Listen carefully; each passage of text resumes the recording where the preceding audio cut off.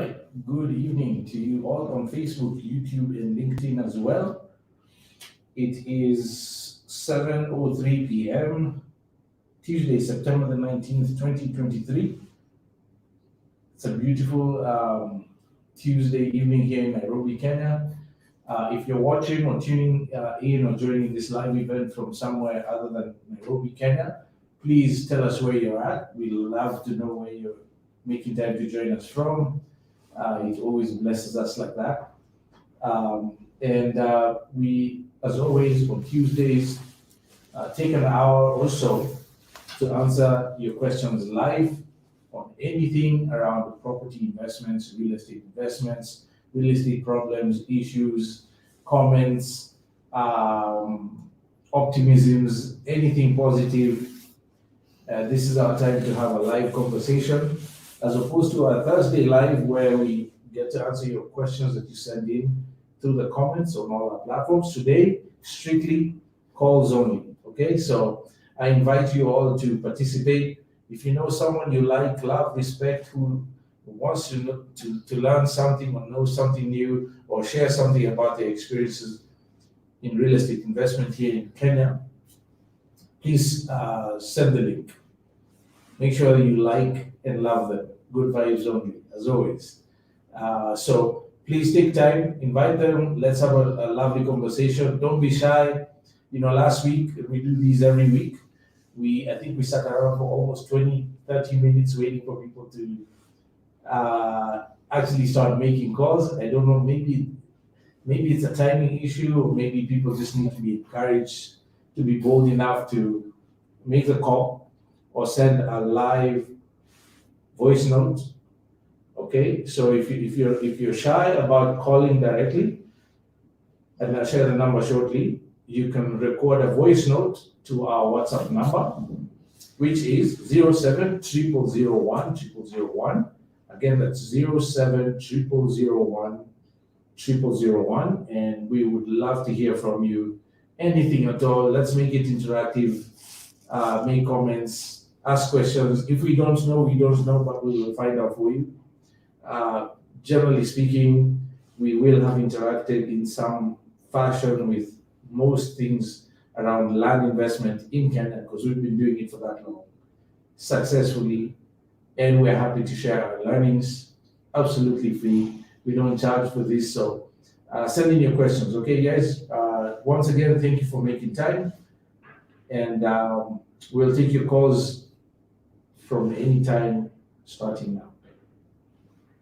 Okay, and I have my team here as always. David is behind the two one-eyed monsters I am speaking into today.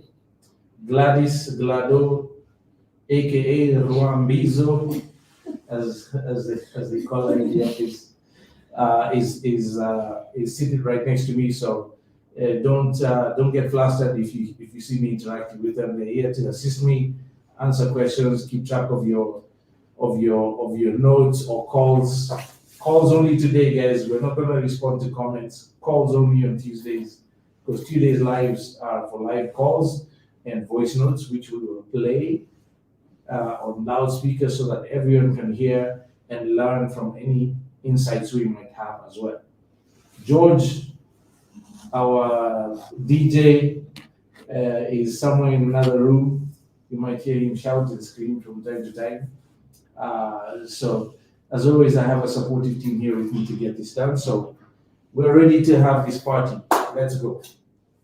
Glado, you let me know whenever someone sends a voice note, if they come in before the call. Again, guys, the number is 0700010001. That's 0700010001. Okay? You can also send your voice notes to that number on WhatsApp.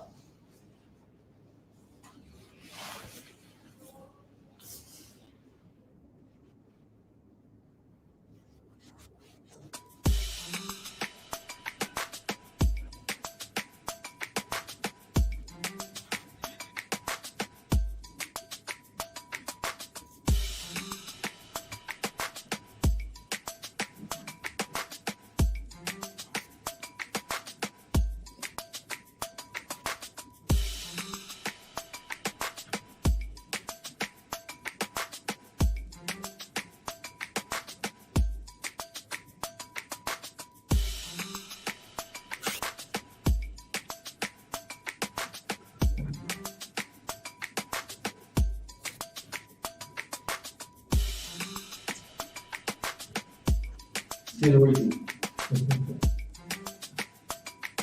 Today I don't have my streaming, so I can't see who is streaming in from where. But if you're live, we're waiting for your call, even if it's just to say, hey, we will sit here all night, well, at least until 8 p.m. until someone calls or send the live voice. So, twende kazi. That's what Hindi for let's go. That's not translation, that's interpretation. Okay. So you guys can give me a story, something unique that you want to anything? This week? Yeah, it's something. I don't know the difference between deep plan and mutation form. This would be that again to see. Are you serious? Deep plan and mutation form. Yeah, I didn't know that it's kind of different with the other based on the what's it called? The survey. Something? Yes, the type of survey. Yes. Yeah, so that's fixed boundary and, or rather, fixed survey and general boundaries. Those are the two types of land or property surveying regimes. Is the word they use. Regime, you know what that means? Regime. So regime is basically a set of rules and established practice that govern that particular way of doing things. As far as survey, there's rules of engagement that licensed surveyors have to follow for the property to be duly registered and mapped according to its regime, right? So general boundaries is predominantly most of the country because of the freehold status. So general boundaries typically go with freehold agricultural type properties, which is majority of the country. But for leasehold properties, you will generally mostly find them in urban areas. Nairobi, Mombasa, Kisumu, dense areas that are highly developed. And for that reason, they work under fixed surveys, which means the coordinates of the boundaries are very hard, fixed, immovable, GPS coordinates, right? So there's different rules for dealing with those types of surveyed properties versus general boundaries. Yeah, so likewise, they have differently named documents that in essence are kind of the same. They share or reveal the same information, but they're called differently. So it's hardly possible for you to find mutation forms for fixed survey properties. Those are called deed plans. Deed plans, yeah. Yeah, deed plans sort of relate to mutation forms. Deed plans for fixed survey, usually leasehold properties, and mutation forms for general. Plotipedia trivia, come on. You're feeling pressure. Pressure. Yeah. The company name is confusing me. Okay, let's take the call. We'll finish the trivia later. Okay. Okay, good evening. Hello. Yes, hello, good evening. This is Solomon of Grand Acres, Goshen Acquisitions. How can I help you, sir? Yeah, I'm ready to have a chance to talk to you. I'm calling from Mary. Yes. And I have a question. We happen to have an ancestral, not ancestral, because this is a bit of land that our father bought or acquired. Okay. That is back in the 70s. Okay. And we have come to understand that one of our victims Yes. had acquired a part of Anthony Yes. later, and we are concerned that the property might, he or she might decide to dispose of this land because I understand that some Yes. He literally asked me to help. Yes. So now, and the rest of us, what can we do about the parcel of land that are scattered or that my own man has, so that nobody can be able to dispose of the parcels of land unless the whole family has a meeting that we can be able to agree so that somebody doesn't misuse that provision of land. Yes. Okay. Well, what's your name, sir? Paul, thank you so much for calling and for sharing that background. Yeah, I think for those who might be listening and didn't quite catch that for any reason, so Paul is calling us from Nyeri. The family has ancestral land that the dad bought in the 70s. One of the siblings has obtained a power of attorney, presumably from the dad, and the family is seeking ways to ensure that there's consensus about what happens with the property, as opposed to the one person who has power of attorney deciding to potentially sell off the land without the others' involvement. Does that sound right, Paul? Yeah, correct. Excellent. So, is your dad still with us, Paul? Yeah. Is Sorry, he's still he's elderly and free, sort of. okay? Yeah. I think the best thing I would advise you to do, since your dad is alive and living, is for the rest of the family, together with the sibling who has a power of attorney, to have a meeting, a discussion with your dad while he's alive, so that everyone can hear from dad as far as his wishes and his intentions are for the property, as well as potentially what informed his uh, um, giving of power of attorney to your sibling. Because, as you rightly say, if he has power of attorney, he gets to make decisions about the property without making any reference to anyone potentially. And if the family's interests are potentially in jeopardy, yeah, so yes, absolutely. It's important that everyone be on the same page. And ideally, rather than give one person a power of attorney, a great way to go about addressing this issue from a family consensus basis is for the property to be registered into a trust with trustees appointed. Ideally, all the family members who need to be decision makers can be appointed as trustees, and trust, more importantly, survive the person who's bequeathing beneficial interest to the trust. So that in the event, and I'm sure with the elderly, this is their primary concern. What if something happens to me? Then the family is stuck without being able to make use of the assets they have acquired for the benefit of the family. Therefore, appointing a power of attorney is a great way to have an insurance or a plan B, if you will. But in the instance where there are others who have interests as well, like family members, siblings, spouses, and so on, appointing a single power of attorney also puts everyone else at risk. Therefore, trusts become useful tools. Ultimately, however, because I am not a succession lawyer, as you know, we are land sellers. Invariably, we do deal with these sorts of situations when we're scouting for land, making offers on land, and so on. Hence my advice, because we have had some of that experience. Ultimately, I strongly recommend, if you haven't done so yet, please, as a family, identify an advocate of the High Court, preferably one who deals with succession law, to advise your dad while he's alive, and the rest of you can agree on what mechanisms are best suited to address the common needs, the commonwealth of the family as relates to this property.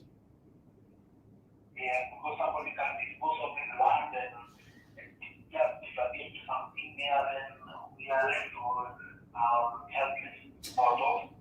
Yes, that is true. Even though legally speaking, there are ways to undo that, it is still a painful and a time-consuming process. So rather than wait to fix that sort of thing, because there are heirs, there are other successors to dad, who also have a right, guaranteed by constitution as family members, beneficial rights to the property.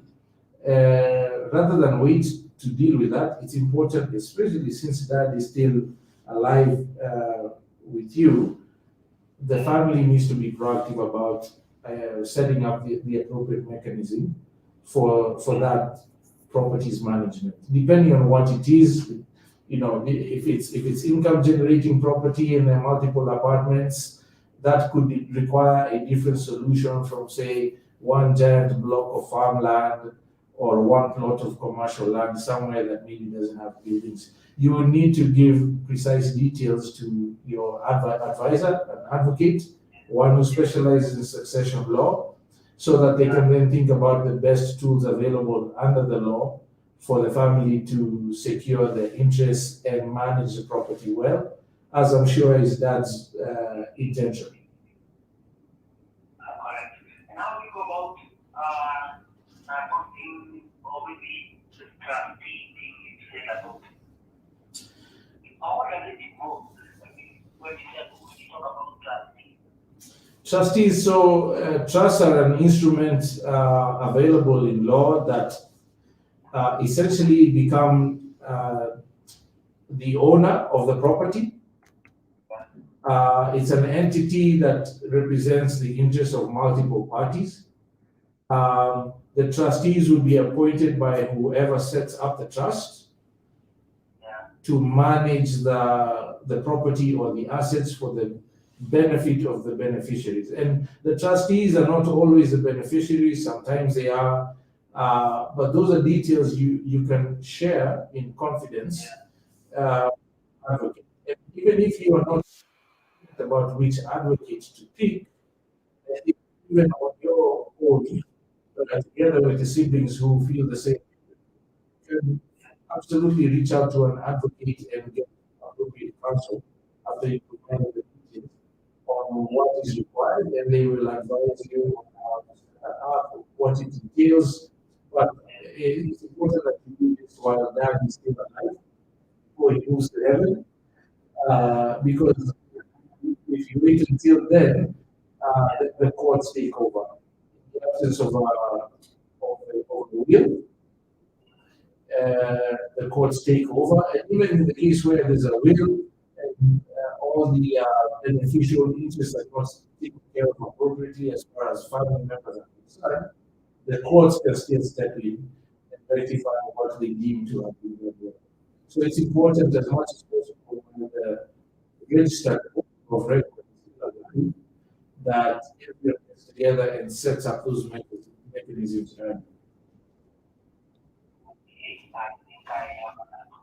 Yes. Excellent. You're most welcome, Paul, and God's blessings to you and your family. All right, have a blessed night. That was a great question. Yeah, sorry, go ahead. We have 3 voice notes. Awesome. The first one is from Phil. I believe it's from Instagram. We can see him. Okay. And he sent to, so let's listen to the first one. Hey, Solo and the team, thank you so much for what you do. Love just browsing and learning about what Gradicus is doing, and kudos to you. Keep lifting our country up. As someone who has already invested and continues to invest in Kenya, we have been wondering how things are being underwritten.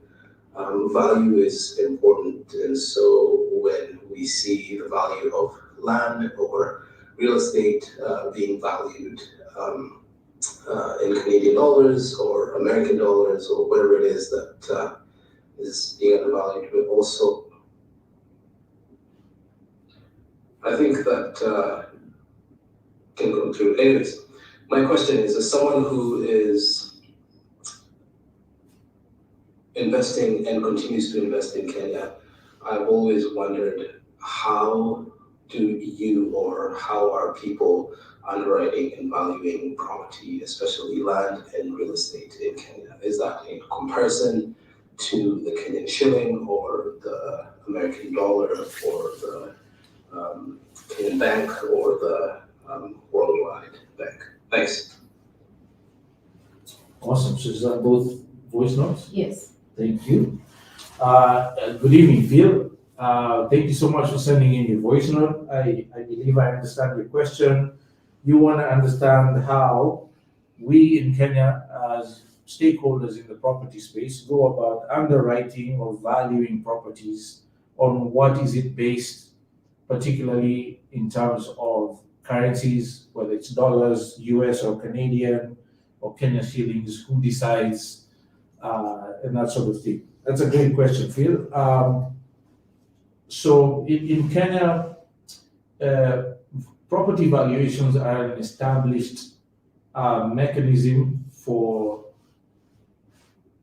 in essence, offering a guide for what people ought to pay or sell a property for, particularly when bankers are involved or lenders in general, anyone who needs to secure some interest using the property. Valuations tends to be a key component of that process. Maturation of charges and securities and that sort of thing heavily rely on valuation. We have chartered valuers in Kenya. You can find them quite easily if you do a simple Google search. Some of the better known ones are Kenya Valuers, Knight Frank, Bro. Let me see, who else can I think? There's all sorts of, I should say, many sort of professional licensed valuation entities. Some are better known than others because they're worldwide brands like Knight Frank and so on, Bro, and the likes.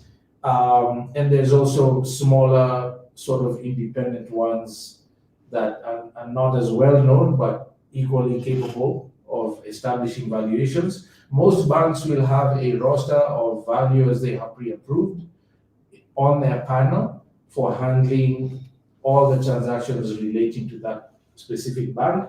They have their own criteria, I'm sure. And this is all just to say that there is a basis or mechanism for determining true value. Now, I will say, in my experience, buying and selling property, particularly on the selling side,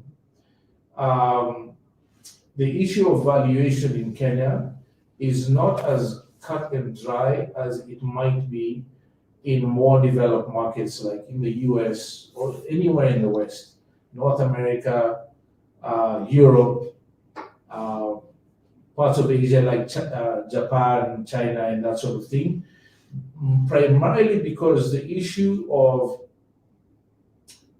tax valuations or government valuations is very opaque. No one has any idea what that data set looks like besides the Kenya Revenue Authority, obviously because they are the ones who receive payments against certain receipts that are issued by their valuation officers. But it's kept internally and it's not available to us in the market like you will find is the case in Canada or the US.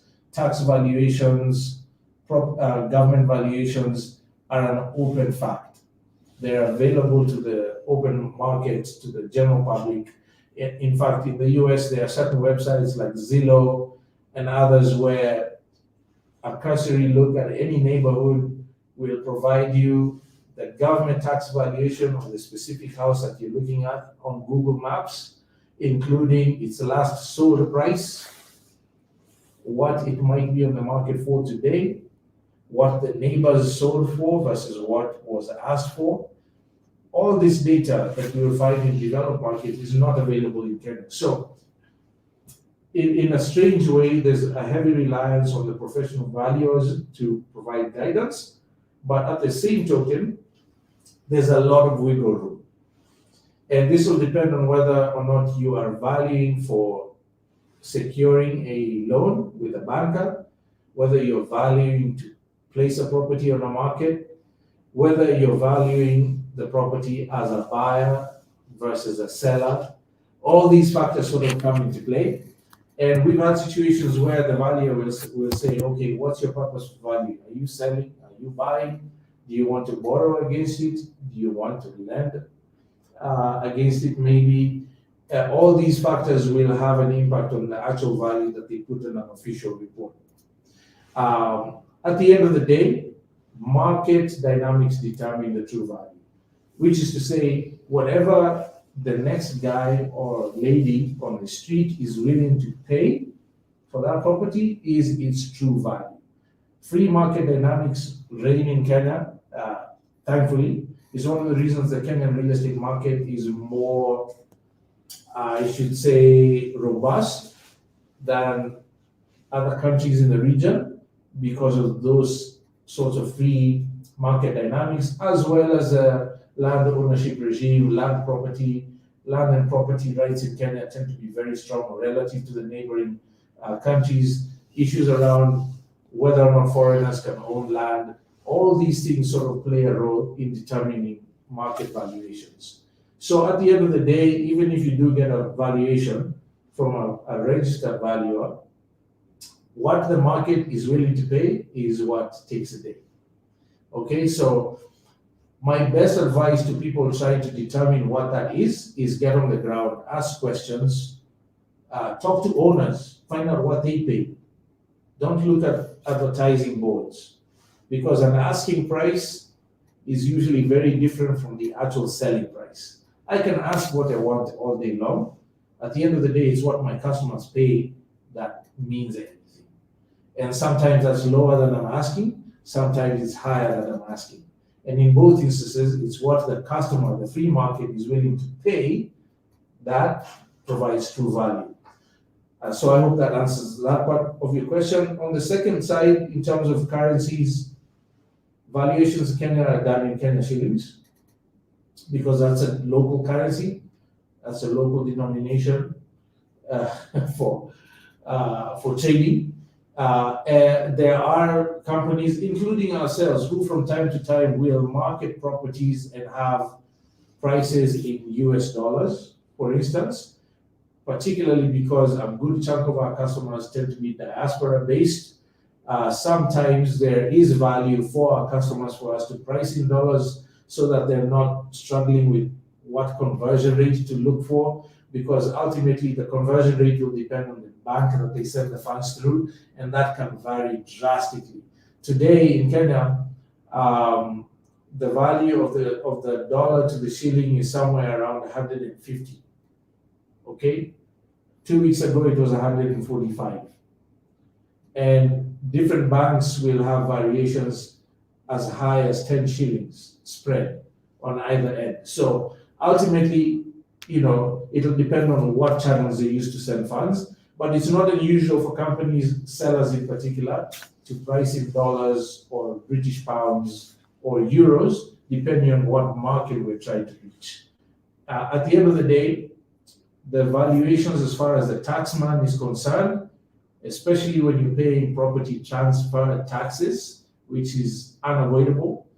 Anytime you're moving property ownership from one party to another, there is a transfer tax called a stamp duty, which is determined by the Kenya Revenue Authority, and that has to be paid in shillings, Kenyan shillings, not Tanzania or Uganda.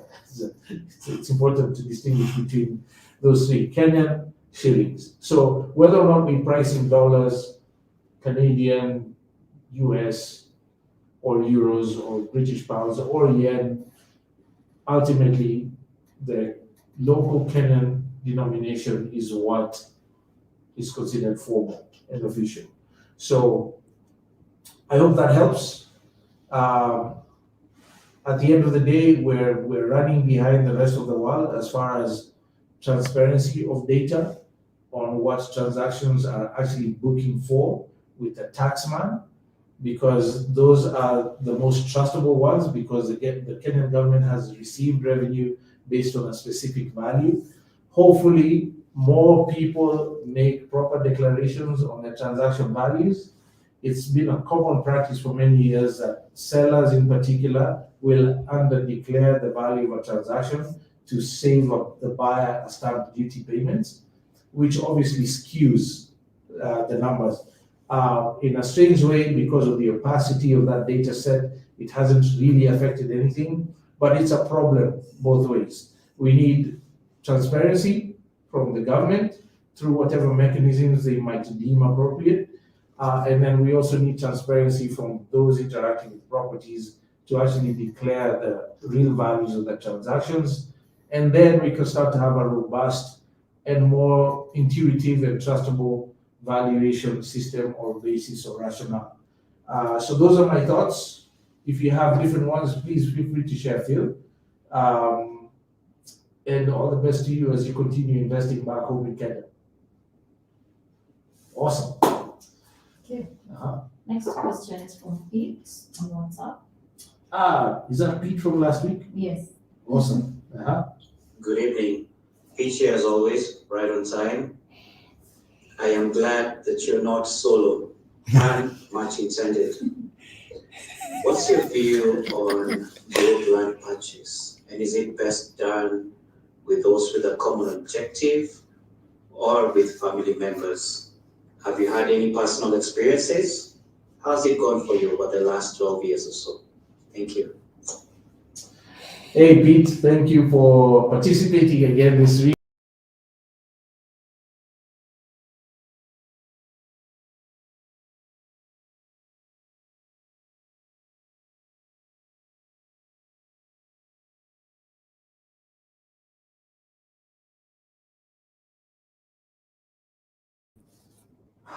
Man, okay, so it's a double-edged sword in my view, because I often advise people who, especially the youth, who are thinking of investing in land or property or beginning their property investment journeys early, while their earning power is not as high as it might be for, say, someone in the mid-30s or 40s or even 50s, is that don't wait until you're making what you deem to be enough, because while you're waiting, the property values are going high. As we often say, today is the cheapest that land will be in Kenya. Historically speaking, since 1963, that has been factually true. So, in the meantime, what are they supposed to do? I often advise them to get together, to pool their resources as a group and bust a move now, as opposed to waiting until later. Okay, so that they can take advantage of the opportunities now, because later they're gonna pay a premium. And so there's benefits to group purchases, whether it's chamas, families, or groupings of friends. I have done pretty much every iteration except for chamas. I've bought land with friends, I bought land with some family, I have bought land as a group of investors who are formalized into a limited company or a limited liability partnership. The full range. I've done it since 2012. And I will say this, that if you're gonna participate in group property or land purchases, be very picky about who you do it, because you have to be like-minded. If you don't have the same goal in mind, and if you don't have the same understanding of what the objective is, it can be a nightmare to deal with later. Ask me how I know. Okay? So you want to be very picky, be very careful, don't rush into it, understand exactly who is joining you in that process. Make sure you are aligned on the purpose for making the land purchase and the ultimate goal and what is supposed to happen with that property in the end. What do you want to have seen? What are the risks involved? You need to understand that together. You need to have a common objective on the timeframes that you have to work with. Otherwise, it's like a bad marriage, which is like hell. I cannot understate that, right? So, and the same goes for family, maybe even more so for family, because family is sensitive.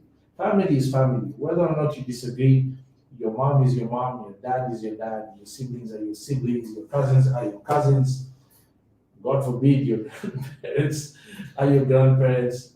Uh, it's even more sensitive with family, so you want to be very careful because you run the risk of straining relationships that are consequential to your well-being in life. So in some instances, I've actually walked away or forfeited the opportunity or abstained from participating in family-based opportunities just because I didn't think the risk of straining relations was worth any potential gain that there was to be had. But those are very subjective decisions that one has to make, understanding what the journey needs to look like. So with chamas, same thing. It's formalized, but you need to like each other. You need to have the same goals in mind. Even when you're doing it as a limited liability partnership or as a limited company, there are tax liabilities, tax planning issues to think about. How do they affect each of you? It's a heavy thing to think about. So yes, they are a good option, particularly when you're trying to secure an interest that is larger than you are able to afford on your own. Absolutely. Don't wait until you can do it on your own. There's that corny saying, people have been quoting it a lot lately. If you want to go fast, go alone. If you want to go far, go with others or walk with others. Okay? And this is a situation where going far, in this case, value of the transaction is higher than you can manage on your own or borrow for. You want to walk with others because you can achieve more. But be very picky about who those individuals are, what their goals are you all aligned? How are you going to deal with succession issues if one of you moves to heaven before the other? You need to think about all that in advance and put in place mechanisms to deal with it. Above all, have everything in writing. I have made grave and painful mistakes around that. In the earlier parts of our journey as Goshen Acquisitions, I did a lot of transactions based on goodwill and good faith with friends and family, many of whom contributed capital towards our acquisition of land in order to do our thing and to share gains and so on and so forth. Many of those went swimmingly well, and some have turned out to be a complete nightmare for me. I regret every single day that I didn't have the knowledge then that I do now and didn't put in place the risk management mechanisms that I ought to have, like having everything in writing, have lawyers involved, who is holding the title deed if your names are all on the title, who is allowed to borrow against it or not, what are the timeframes that people should reasonably expect. Okay, so that's my advice to you, Pete, and to anyone else thinking about group land purchases. They are a great way to go, but be careful, get the proper counsel and structure them right. And Bob's your uncle, as they say. That was awesome. Right. The next one is from Buddy. How do you spell that? Buddy. Buddy, okay.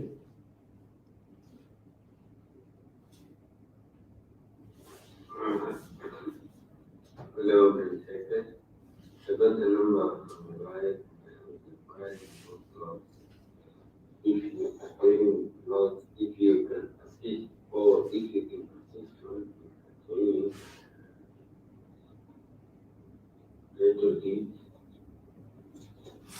Yeah. Did you understand it? Yes, okay. No, so Buddy, how did you send it on WhatsApp? Yes. Buddy, if you're still watching, we just listen to your voice note on WhatsApp. It's not very clear.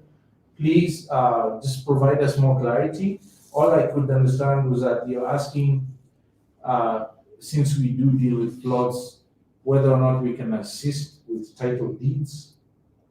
I'm not sure in what context you would be looking for assistance with title deeds. So please give us some more details. And if you could, just record louder so that we can hear it clearly, as well as our other viewers and listeners. Okay, buddy, thank you for making the call. If you're still watching, we really appreciate that. All right, we have another one from Matthew Hinga. Okay, Hi, Groundmakers. My name is Matthew, Kingsman Living Limited. My question is, once a developer develops like an apartment on a leasehold title and sells the apartments, what is given to the apartment owners? Is it a certificate? Kindly explain that to me. Thank you. okay. Good evening, Matthew Hinga. Thank you for sending your voice note. If I have that right, you're from Kingsman Living Limited, right? Yes. That's a strong name. It's a good name for a company, right? I like it. And so the question is, if you're a developer building apartments on a piece of land and it's a leasehold title, what document is given to the buyers of the apartments? Okay, so traditionally, up until I think it was 2021 or maybe early 2022, when people develop properties, apartments on a single block of land, leasehold, particularly in urban areas like Nairobi, Kilimani, Westlands, Kileleshwa, the usual suspects. Anywhere you'll find apartments in these zones, typically the land is leasehold. They'll put up a giant block of multiple units, multi-story, 10, 15 floors, and they'll sell the units.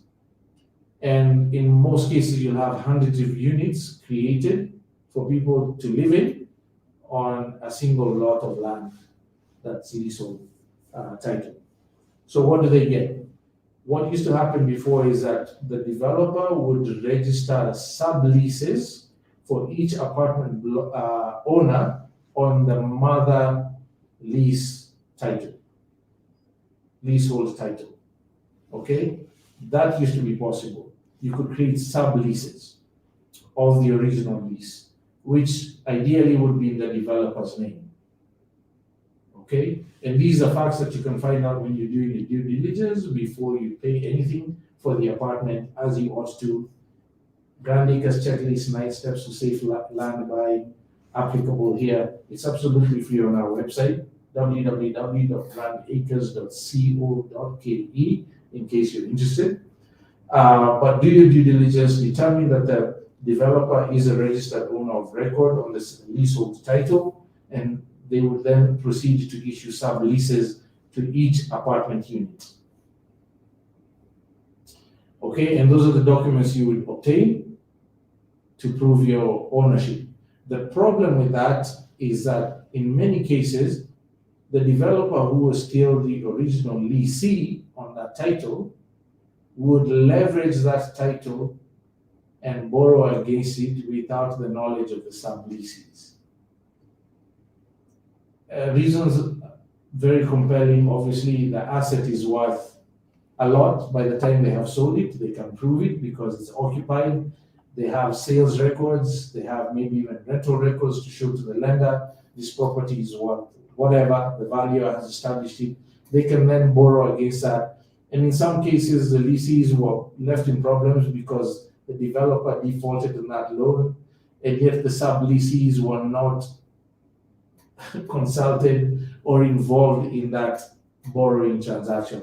Hugely problematic, as you can imagine. So the government of Kenya went through a process where, and as required by the 2010 Constitution, individual apartments could be issued their own single title deed, just as if it was sitting on hard ground on its own, which is awesome. And this was passed into law by the previous President, His Excellency Uhuru Muigai Kenyatta, something that we all celebrated in the industry because it's going to unlock untold amounts of credit facilities for property owners who, up until then, had no way of doing so because someone else was holding the mother lease. Now, every single apartment gets its own title, and this is under the Sectional Title Act. which means now, today, that developer would be required to surrender the mother title to the Ministry of Lands, along with the plinth area specifications for each apartment, working drawings and so on. And the Ministry of Lands would proceed to issue brand new title deeds for each separate apartment unit as if it was its own piece of land. And this would guarantee uninterrupted ownership for the buyers of these apartments. And this is possible now. So particularly now, if you're engaging now versus you having engaged later, this is the way it's supposed to be done. So insist that the developer does it. Sectional Properties Act, it's live and active, no excuse. If you're talking about properties that were sold, developed and sold before the Sectional Properties Act was enacted, then there are ways to go about updating those records that the Ministry of Lands control, advertise, and your legal counsel can advise you on. So, as always, work with licensed professionals. Make sure you're working with a licensed advocate of the High Court of Kenya, preferably one who specializes in conveyancing law and commercial law, because they understand what to look for, what the language typically is, what the changes in the legal framework might be at that particular time, and they can help you navigate that safely and securely so that you have unimpeachable ownership of your apartment, even if it's on the 20th floor. You can have your own title deed that is passable to your heirs, to your successors, that you can borrow against and pass on to other people, that even survives your death. Okay, so that's the situation currently. I'm happy to offer any other clarifications, but again, reach out to a licensed advocate and they'll be able to advise you comprehensively. Thank you, Matthew. That was a great question. So we have 9 minutes. We don't have any voice notes or questions. Oh my God, there's only 9 minutes left. Yeah. Awesome.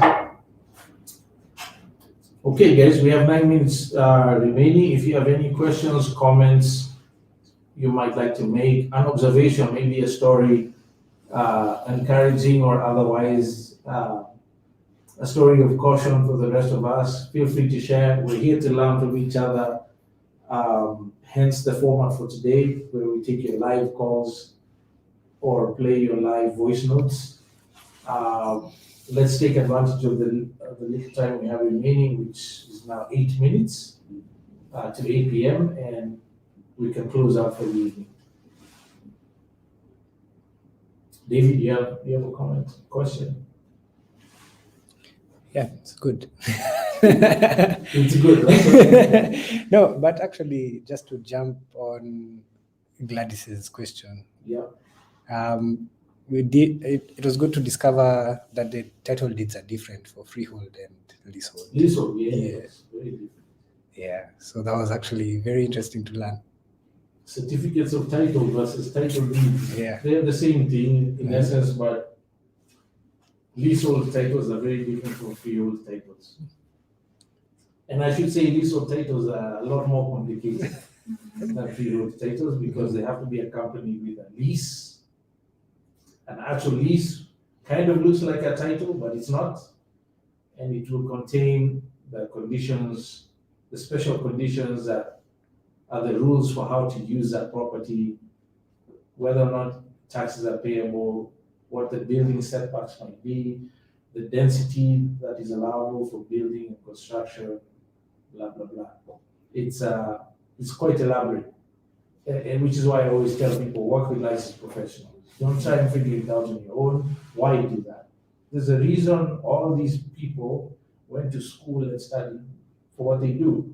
Lawyers in particular, huge respect for them. 4 years or more, especially if you're going to Nairobi University. 4 years to study. When you have to do your pupillage, I think it's 2 years almost in some cases. If my memory serves me right, up to 2 years of pupillage with an established licensed advocate for practical experience. and then you have to sit the bar exam and get licensed by the Law Society of Kenya before you can practice. We need to show some respect for what it takes for these people. And lawyers, the legal profession in Kenya is massive. Massive. I think we have more lawyers in Kenya than any other country in East Africa. We have a high number of people graduating from the legal profession, which I think is good. I think most parliamentarians and senators and people in government tend to be lawyers. There's a reason they went to school and studied. So we need to use their services and not try to be bright on our own, because that's how mistakes get made. Same goes for surveyors, same goes for valuers, same goes for registered planners if you're doing change of user, architects, engineers.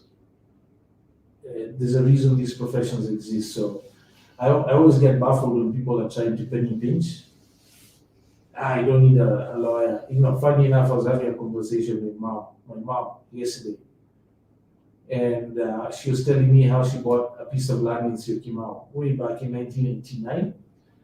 And she proudly told me how they didn't need a lawyer. It was a handshake deal with a guy.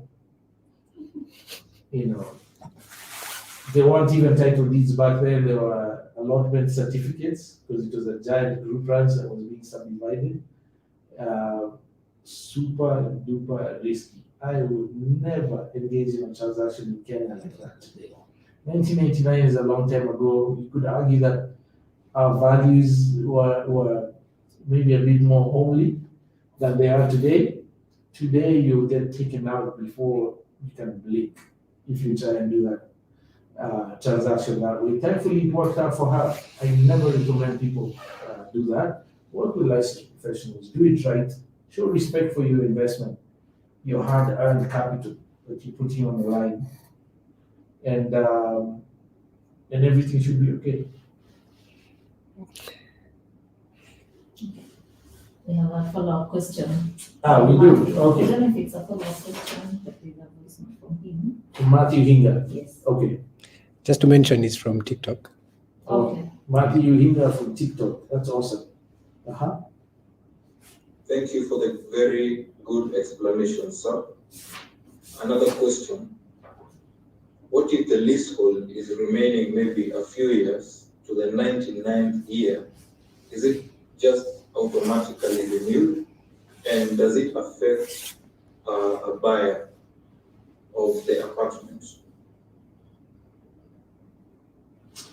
Okay, so Matthew's follow-up question is, if the leasehold title has very few years remaining to the 99th year, which is the expiration date, because in Kenya they capped that to 99 years. Before it used to be 999, if you can imagine that, 1,000 years. 2010 they capped that to 99 years, renewable. So even though the leases are renewable, it is not automatic that it will be renewed. You have to apply for renewal. If you're the one holding the lease before the 99th year and the lease expires, make sure you start renewing the renewal process early, because if you get caught past the date, you could be left hanging. And that lease could be allocated to someone else, typically decided by the county authority.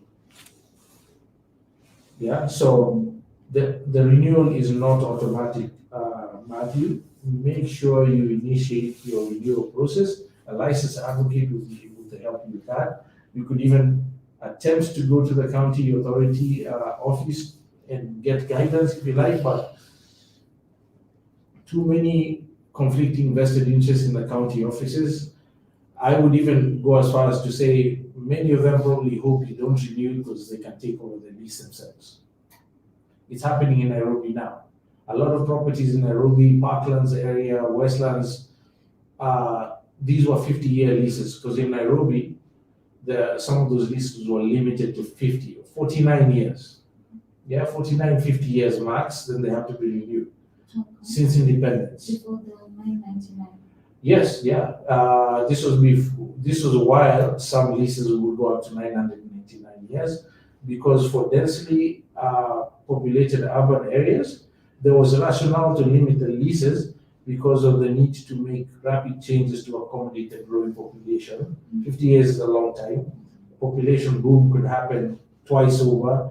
Therefore, buildings might need to be torn down, highways might need to be constructed, sewer systems might need to be put in place. So there's rationale for limiting the leases in these areas like Nairobi, the densely populated or developed urban areas. And those have been expiring since, I guess, the last election, before this one that we just went through. And a lot of people are getting caught flat-footed because they haven't renewed their leases. And the county has been reallocating those leases to other individuals. And these are very lucrative properties. You can imagine a quarter-acre plot of land in parklands is not cheap. 100, 200 million shillings, easy, if not more. In CBD Nairobi, there's a block of land that's been vacant for the longest period of time next to Reinsurance Plaza. It's currently used as a parking space on the ground. Very key and easy parking space, at least the last time I was there. That plot of land, as of 3 years ago, I was told it was worth nearly 1.5 billion shillings. It's not larger than an acre, I don't think.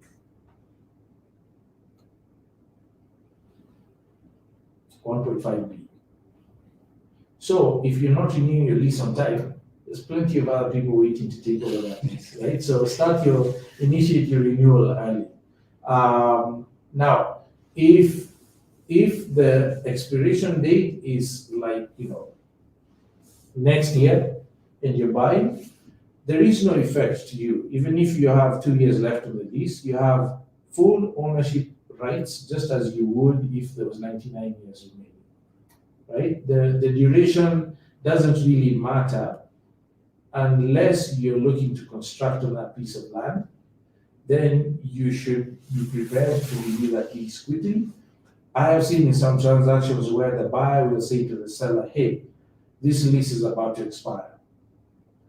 Can we structure this transaction in such a manner that I do not finish paying you your last payment until you renew this lease? Okay, so you make the renewal of the lease the seller's problem as opposed to taking that over. Because a seller who's been there for the last 10, 15, 50, 70 years as a lessee should, in theory, have a much easier time renewing their lease and securing you enough space to take over. And that's possible, but it's subject to approval or acceptance by the seller. I've seen buyers, for instance, negotiate a lower selling price because the lease period remaining is very little and the new owner has to deal with the hassle of renewal. That can be a negotiation point, right?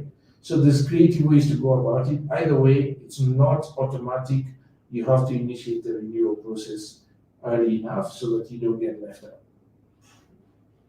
I hope that helps. Matthew, thank you for your question. That was really positive.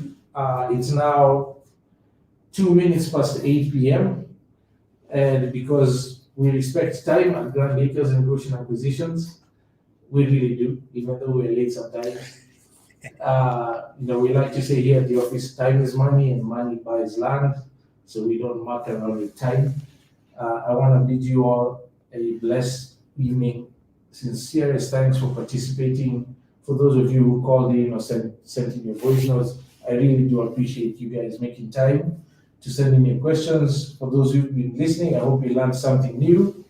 If you know someone who could benefit from this, look out on all our social media platforms. It's gonna be reposted because we record them.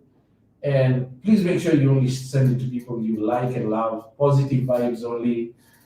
Like, subscribe, share, and let's keep this going. I look forward to hopefully hearing from the rest of you on Thursday this week when we will have a normal format for the Thursday live. God bless you.